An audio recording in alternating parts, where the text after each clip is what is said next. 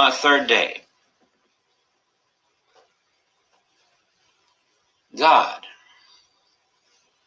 is running a perfect universe.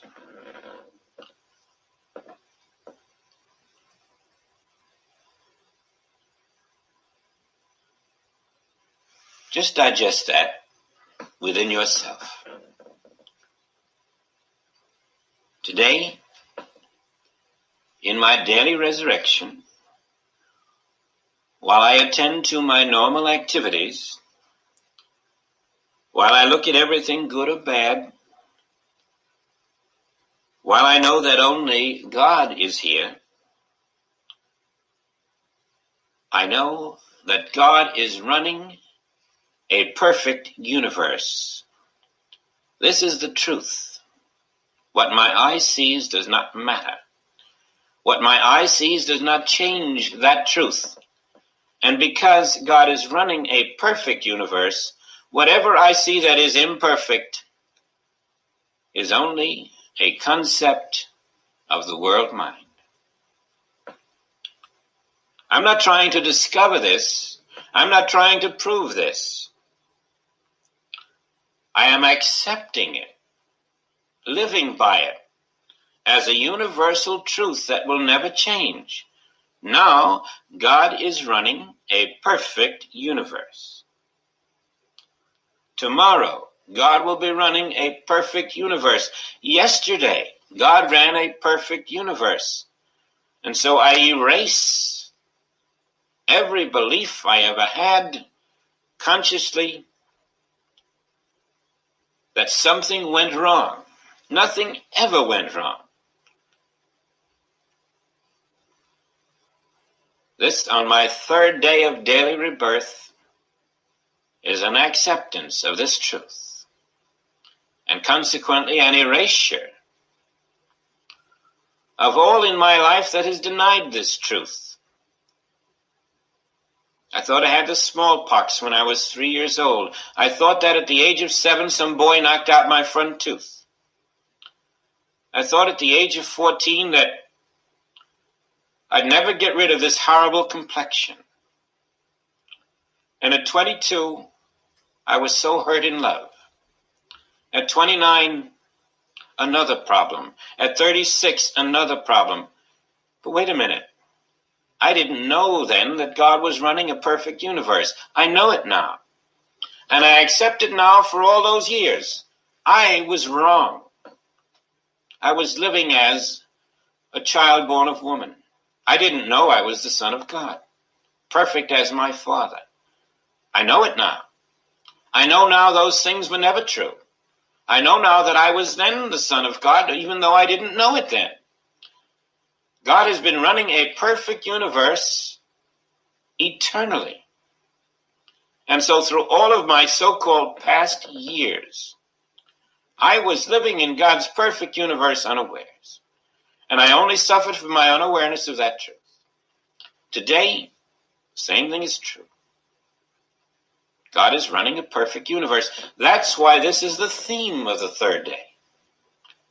Because it is a truth that we must come to accept. Now we're facing it. Perhaps a letter will come in the mail today with great and wonderful news, and we'll be elated. But suppose one comes with bad news, and we frown, and we worry. It's because we are in a state of separation from the truth. There's no bad news in today's mail. God is running a perfect universe. What's the difference what it says? It isn't true. And it can have the most horrible ideas in it, which you would normally say, oh my heavens, what can I do now? How can you then be the Son of God? You're back to humanhood, mortality, the belief that you're flesh and bones, aren't you? You see why this must be a daily practice? Now, theoretically, you've gone through the first day. We only did it for a few minutes, but you will do it for a whole day. And then the second day. And by this third day, If such a letter would come to you, you could just look at it and say, of course, it's a mistake. It can't be. God doesn't run a perfect universe and permit you to receive nasty letters.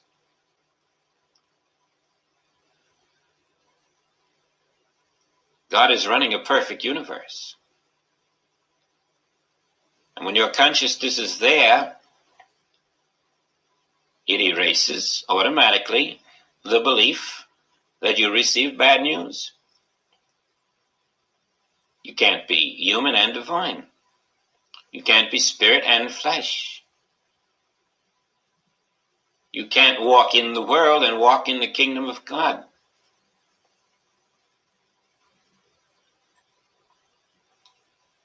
We're out of duality.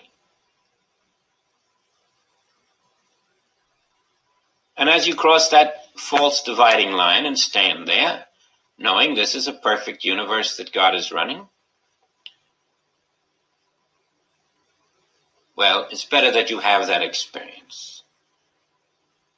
Because no words from anyone can mean as much as the actual experience of feeling the actual turning until bad news it just isn't there anymore as bad news. It wilts, it dissolves. The human picture changes. It conforms to the divine image. It really does.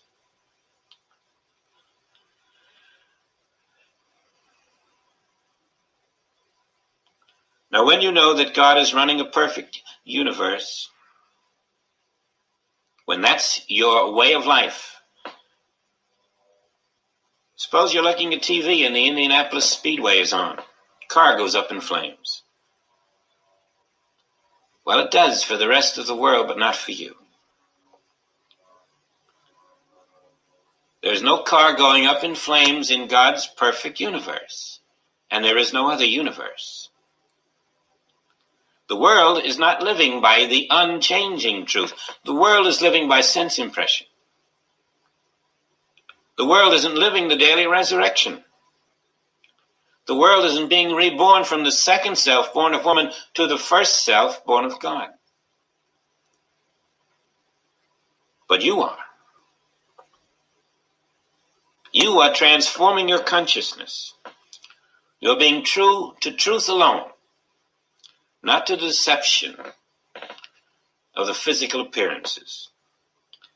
So if you were at the Indianapolis Speedway, and even if you were treating the driver who crashed, you would administer all of the visible medical aids that you could, that his consciousness requires, but in your consciousness, you would be knowing the truth. You would be knowing, Father, I am true to you. Only you are here. There is no mortal flesh here except in the world mind. There is no mortal flesh where I appear. Only your spirit is here, and your spirit is constantly maintaining your perfection.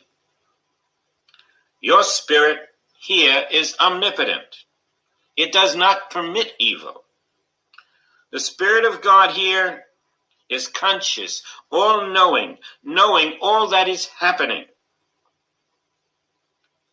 And if that spirit saw an imperfection coming, if such were possible, that spirit has the power to prevent it before it happens. So there is no place where any imperfection can ever actually begin, for only spirit is here. And that Spirit of God that is here can never be imperfect anywhere. This is truth forever, no matter what pictures appear. God is here running a perfect universe. His perfect will is invisibly operating all around me, through me, within me, wherever the eye may see. Newspapers may tell me of floods and disasters. Newspaper editors do not know that only the Spirit of God is here, that only the power of God is here, that power is maintaining its perfect universe here, and there is no other. that only the will of God is here, that nothing can ever happen but the perfect will and action of God. But I know it, and so what I see changes nothing. What I read changes nothing. What I feel changes nothing. The truth that I live by today, on this third day of rebirth, is that God is running a perfect universe.